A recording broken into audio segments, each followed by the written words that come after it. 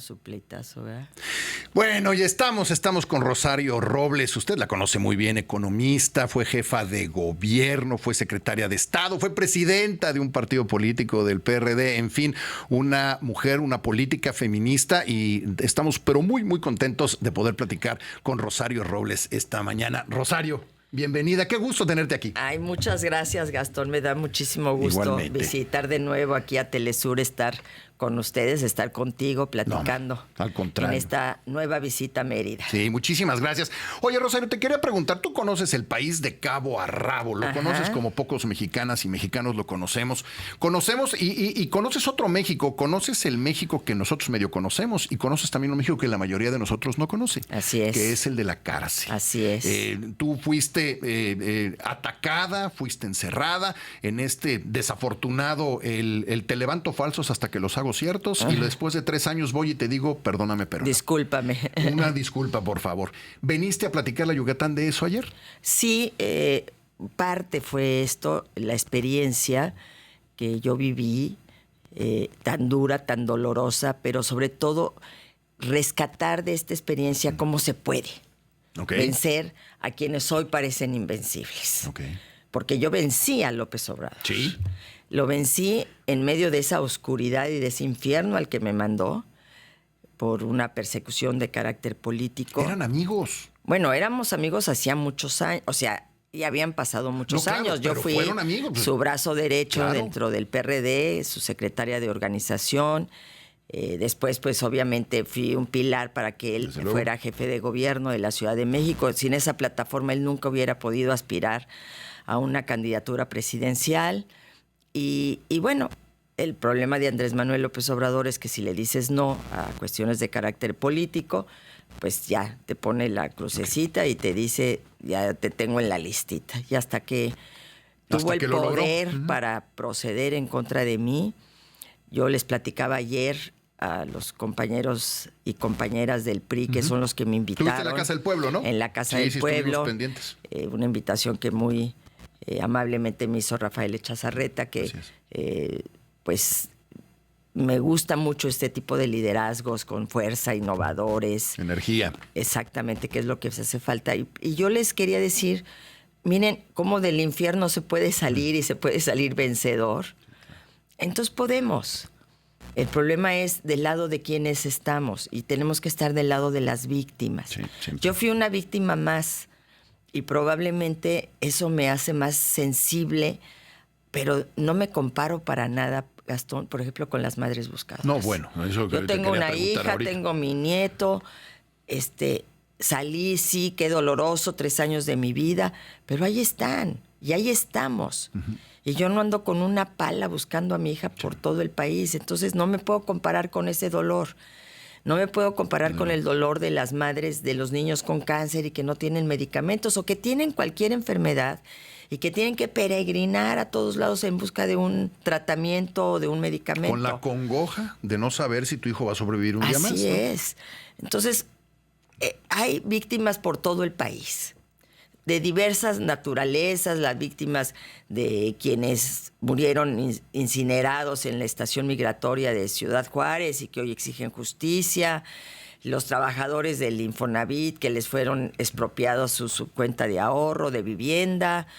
Hay víctimas. Todos los días este gobierno toma decisiones que va dejando víctimas en el camino. Por un lado dan todas estas transferencias y apoyan a las familias, pero por otro lado están dejando estas víctimas. Hay que acompañarlas. Decías el otro día que son indolentes, ¿no? Indolentes. Me parece que te sí, no sé si esta semana o hace un par de semanas. Sí, hace 15 días. Y hablabas de la indolencia, ¿no? Es una indolencia, es una crueldad enorme frente a este dolor. Y yo digo algo muy claro, Gastón. No hay manera de que los mexicanos y las mexicanas no le creamos a las madres buscadoras. Es decir, en este país donde la madre es una figura intocable, ¿no? No creerle a una madre que está buscando a su hijo, a su hija, es imposible. Y entonces es increíble que desde el gobierno, siendo una mujer presidenta, no reciba a las madres, no las abrace, no les diga estoy con ustedes, vamos para adelante. O sea, es una frialdad que a mí me sorprende porque esperarías que de una mujer hubiera mayor sensibilidad. Pero eso nos dice que cuerpo de mujer no garantiza perspectiva de género, es decir, no necesariamente tiene que haber esta visión y tiene que haber este compromiso. Estamos platicando con Rosario Robles. Una pregunta, y ojalá nos puedas ayudar a entender la lógica que están tratando de seguir. Me llama mucho la atención el gran esfuerzo que están haciendo por cambiar la narrativa del famoso rancho allá en Jalisco. Las madres buscadoras son las que lo encuentran una serie de cosas que ya todos con mucha tristeza vimos, pero hay un esfuerzo enorme por tratar de desviar la atención y de cambiar la narrativa, que es demasiado obvio. ¿Por qué lo hacen? ¿A qué le tienen miedo? ¿A una Ayotzinapa? A una Ayotzinapa. Yo creo que ellos han analizado perfectamente, como son unos expertos en la narrativa y en la propaganda, han analizado que Ayotzinapa se convirtió pues en un talón de Aquiles del presidente Enrique Peña. Pero son Claudia cosas diferentes, no quiere, ¿no? Completamente diferentes. El problema es que cómo ocultas esta realidad si te brotan los cadáveres a lo largo y ancho del territorio nacional. Hay más de 3,000 fosas que se han localizado. Hay más de, solamente en el sexenio de López Obrador y en este que llevamos con Claudia, 5 meses nada más, hay más de la mitad de los muertos que en la historia, lo que te dice que la política de abrazos no balazos no funcionó. Y entonces esa es una realidad inocultable. Entonces, para mí, en términos de un control de daños, de un manejo de crisis, de una crisis humanitaria como la que tenemos, más bien cómo me acerco, cómo estoy, cómo me sienten como parte de ellas. Pero entonces el miedo no es, porque además está pasando al principio de la administración de Claudia Sheinbaum, no tendría por qué preocuparse ella por ella. Más bien es una protección de por López Andrés Manuel, Obrador, por y la, creo a la que de administración ella, pasada. No, con esta narrativa que han querido construir de la popularidad, etcétera, yo pienso que no quiere que esto la manche. Pero esto ya no hay manera de darle la vuelta, es decir, ya los alcanzó. Estaba leyendo un reportaje de que ella tiene indicadores de que no necesariamente fueron las cosas así, como todos la conocemos, que los reportes de su sistema de inteligencia dan otra información, lo que sea. El problema es que haces un hoyo aquí o allá o acullá y te salen cadáveres. Entonces, olvídate de Teuchitlán, es la realidad de un México que está dolido. Yo, en el artículo que ahorita está saliendo en el Universal, hablo de la canción que todos escuchamos pues yo, en mis épocas de estudiante de la Facultad de Economía, de izquierda, revolucionaria, etcétera. ¿A dónde van los desaparecidos de Rubén Blades? ¿No? ¿A dónde van? Porque eran los momentos en los que había miles de desaparecidos por la guerra sucia en México y por las dictaduras en Latinoamérica. Sí. Y era el gobierno, ahora no es el gobierno, pero es igual de grave, es el crimen organizado y el gobierno tiene una corresponsabilidad porque su obligación es darnos seguridad y protegernos. Es una de sus obligaciones primarias. Estamos platicando con Rosario Robles. Rosario, pero veo que cada vez que le sale algo mal, y lo decía el otro día, estuvo aquí Ana María Olabuenaga, y decía, pues se mete la bolsa al capital político, saca capital político y lo avienta y le vuelve a dar para tener un 80% de aceptación una y otra vez. Aparentemente eso pasa porque, por otro lado, hay un 80% de aceptación. Esto pasa hasta ¿Crees que esto pasa? se mantenga?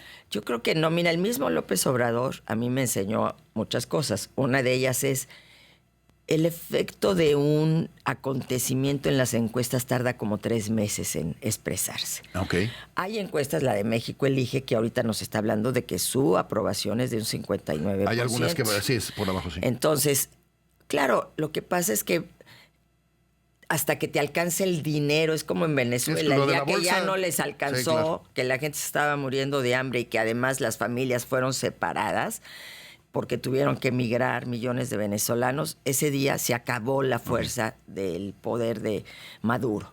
Entonces, yo pienso que esta es una tragedia tan grande y es un dolor que cruza México, que por más que lo quieran enterrar, ahí está. Y esto cuesta mucho, el que no seas empático frente a esto. Es decir, yo fuera asesora, pues diría, al contrario, abre las puertas. Era el momento para abrirlas. Exactamente. Bueno, que eso implica reconocer que es fallida una estrategia, pues no importa, no lo tienes que decir a los 4 vientos. Son simbolismos que tienes que expresar, son momentos en los que siembras con el ejemplo o no siembras. Y yo creo que este fue un momento. Pasaron de el llegamos todas, leía hoy hace unos días en algún artículo, pasamos todas a el no estás solo con Cuauhtémoc. Sí, al no llegamos todas. Tu opinión, por favor, sobre lo ocurrido. Bueno, me parece terrible. Te quiero decir, y perdón que hable en primera persona, pero quiero decir la diferencia con mi caso.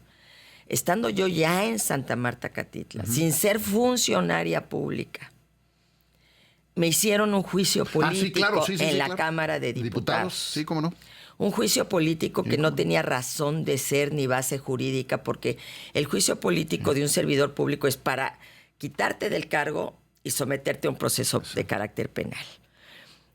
E inhabilitarte. Yo estaba ya inhabilitada, me habían inhabilitado, me echaron todo el poder por 2,000 pesos que supuestamente no declaré. 2,000 pesos. Hoy tienen ranchos, propiedades, dineros en el extranjero y no hay problema. A mí por 2,000 pesos. Entonces, se hace un juicio político sin las bases jurídicas ni constitucionales, y el último día, antes de que la Cámara de Diputados cerrara sus puertas por la pandemia, en lugar de discutir cuántos recursos vamos a destinar a combatir esta pandemia, cómo vamos a apoyar al gobierno, lo único que se discute es el juicio político a Rosario Robles. Sí, y lo ganan por mayoría. Y entonces dices, ahí sí no hubo argumentos leguleyos ni de ninguna naturaleza para evitar ese escarnio, que después yo les gané en muchos otros ámbitos, pero al final de cuentas en ese momento era parte de toda una ofensiva y no les pareció que a mí ya no me podían someter a un proceso penal porque yo ya estaba en la cárcel, y que no me podían inhabilitar porque ya estaba inhabilitada, y separar del cargo pues ya no era funcionaria pero vamos pública. A hacer algo. Pero no había elementos legales y sin embargo ahí no importó. Acá, en el caso que acabamos de ver de Cuauhtémoc Blanco, se señalan argumentos leguleyos. Sí. Y aquí nos volvemos a preguntar, ¿a quién le crees? Hemos luchado, yo soy parte de esa generación que luchó por abrir los espacios, porque la violencia se considerara un tema de política pública y no un tema del hogar, de la vida privada, que se convirtiera en delito y que le creyéramos a las mujeres cuando denuncian la violencia. Yo no sé si Cuauhtémoc Blanco es culpable o es inocente. Eso nadie lo estaba decidiendo, es que fuera en condiciones de igualdad a comparecer ante un juez. Nos montan otra vez toda una propaganda de que se presenta al día siguiente. Y claro, pero como la gente no sabe que el fuero lo protege, la gente seguramente dijo, ay, qué valiente, sí fue y se presentó. Porque los intríngulis, a nadie se mete en eso, porque pues, ni los entiendes. Entonces, es otra vez la propaganda. Y como decía Goebbels, ¿cuántas veces digas una mentira para que se convierta en verdad? Ahora, digo, para ir poco a poco cerrando, pero lo que me decían el otro día es, y espérate, porque como viene el Mundial, lo que van a hacer es reforzar la imagen de Cuauhtémoc Blanco. No te extrañe que dentro de una semana se esté regalando boletos para entrar, haciendo rifas para que gente regalar boletos para el Mundial y todo eso. Y van, como somos en México, van a lograr darle la vuelta. Es muy probable que se utilice esto. ¿Qué nos pasa como? Pues mira, yo creo que el resentimiento frente a la desigualdad, la pobreza que los gobiernos anteriores no lograron, no logramos, porque fui parte de eso, resolver de fondo estos ámbitos de resentimiento y además un cinismo que yo creo que hay ahora en esta clase política que nos gobierna, que es capaz de hacer lo que sea con tal de mantener el poder. Es decir, lo que ellos combatieron o combatimos, porque éramos compañeros en ese momento, que combatimos un partido de Estado, ¡hasta el fuero! Que combatimos el que tuvieras fuero, que combatimos que hubiera instancias autónomas en este país en las que pudiéramos confiar y que el gobierno no fuera juez y parte en lo electoral, en transparencia, en fin. Todo esto ellos lo han destruido. Y entonces es aquí donde está la gran paradoja, es decir, lo que prometieron que iban a, o sea, lo que ellos nos dijeron que eran, al final de cuentas no son, son algo contrario a sus propias luchas y a su propia tradición. Y a mí me duele mucho porque como fundadora del PRD, pues esto se construyó sobre la base de 500 vidas, de 500 hombres y mujeres que perdieron la vida en esta lucha que se dio desde el 88. Sí. Pero ellos ya no vivieron esta parte porque muchos de ellos ya son generaciones posteriores y otros pues son del PRI, ¿no? Sí, claro, es decir, pues sí, son a los que combatimos en el 88. Entonces, pues eso no les importa. Sí. No les importa tener ahí a Manuel Bartlett, no les importa el que hoy priistas de ayer que tenían señalamientos de alguna naturaleza sean parte de sus filas, sí, claro, o panistas. Sí, claro. Entonces, pues hay un gran cinismo basado en que en este proceso de transferencias monetarias, que es lo que en efecto tiene a una parte de la población pues con lealtad hacia ese proyecto. Pero no nos va a alcanzar el dinero para siempre. No, y ya pero además, ¿a costa de qué? ¿A costa de que se te mueran tus hijos porque salen a la calle a divertirse? Sí. ¿A costa de que no tengas medicamentos ni tengas salud? ¿A costa de que en la educación pública cada vez esté peor? Esos son también derechos consagrados en la Constitución. Sí. Por eso yo creo, y de ahí quiero saltar un poco a mi visita aquí a Mérida, sí, claro, es que lo que tenemos que fortalecer para poder dar una pelea en el 2027 y en el 2030 son los liderazgos locales. Ahora sí que si nos vamos a la tradición maoísta de la periferia al centro, okay, vámonos a lo local porque el gigante tiene pies de barro. Y esos pies de barro están en el ámbito local, sí, claro, en sus presidencias municipales ineficaces, ineptas, corruptas, en sus liderazgos locales que salieron peor que lo que decían combatir. Entonces, ahí es estatal, donde tenemos que centrarnos. Sí, claro. Y yo por eso veo con mucho entusiasmo, independientemente de que obviamente no soy del PRI ni milito en el PRI, y soy crítica como el hecho sí, claro, del voto con relación a Cuauhtémoc Blanco, pero veo con mucho entusiasmo estos liderazgos que ayer pude apreciar, muchos jóvenes, hasta me encantó, porque normalmente vas a las reuniones del PRI, son puro viejito, o sea, yo me voy a morir siendo priista, ¿no? No, había muchos jóvenes, hay una cara joven aquí en Mérida, que es la de Rafael, y claro, liderazgos también, como los de Rolando Zapata, como los de Gaspar, etcétera, pues que ya tienen una mayor experiencia. Entonces, esa conjunción, recuperando territorio y abanderando las causas de la gente, estoy absolutamente segura de que serán una dinamita. Y en un momento complejo porque tenemos un gobierno del Estado, por ejemplo, que gaseó a las mujeres en el 8M. Sí, mi hija estaba aquí. Ah, ¿le tocó? Aquí en Mérida. Okay, a mí me tocó allá en la Ciudad de México. Gasearon aquí. Bueno, te ponen las bardas, sí, las vallas. Por primera vez pusieron vallas. O sea, ¿sabes que yo fui jefa de gobierno y marché con los del 2 de octubre? Sí. Marché con los del 2 de octubre, pues si venía de ahí, sí, de claro, esa tradición, de esa lucha. No, y luego gasearon aquí también maestros, o sea, sí, estamos viviendo algo que no habíamos vivido. Sí, o sea, como si las mujeres fuéramos enemigas. Sí, exacto. No. Oye, Rosario, pues la verdad muy contentos porque hayas venido. Qué bueno que viniste nuevamente a Yucatán. Siempre nos emociona mucho cuando andas por acá. Muchas y el poder platicar contigo, Gastón, es un verdadero lujo. Y pues aquí estamos y estaremos molestándote porque creo que es importante el ir construyendo como sociedad las oposiciones. Así es. Necesitamos construir oposiciones. Pensarnos que es una responsabilidad de todos y de todas, sí, no nada más de quienes están en los partidos políticos. Sí, y tener mucho cuidado con lo que está pasando también, ¿no? Viene la reforma, ya fue la reforma al Poder Judicial, en fin, terrible. Viene un cambio de país. Hoy mismo sale todo el reportaje de jueces que están concursando, que fueron abogados de narcotraficantes, que están con señalamientos de abuso sexual, sí, etcétera. Entonces dices, bueno, por esos vamos a votar. Sí. Esos son los que van a decidir nuestro futuro. No, es increíble. Si yo que fui víctima de un juez de consigna, cuando todavía había autonomía en el Poder Judicial, que fue lo que permitió que después por unanimidad un tribunal de apelación, de amparo, un colegiado y la Corte resolvieran que yo no tendría por qué haber ido nunca a Santa Marta Catitla, que era inocente. Eso es lo que podemos perder, la oportunidad es, de que se limpie tu nombre. Exactamente. Totalmente. Entonces, pues aguas con esto que estamos viviendo, terrible. Rosario Robles, muchas gracias. Al contrario, Gastón, qué gusto y saludos a todas y a todos. Bueno, así es, Rosario Robles, léala en el Universal, hay que leerla siempre. Vamos a un corte y regresamos.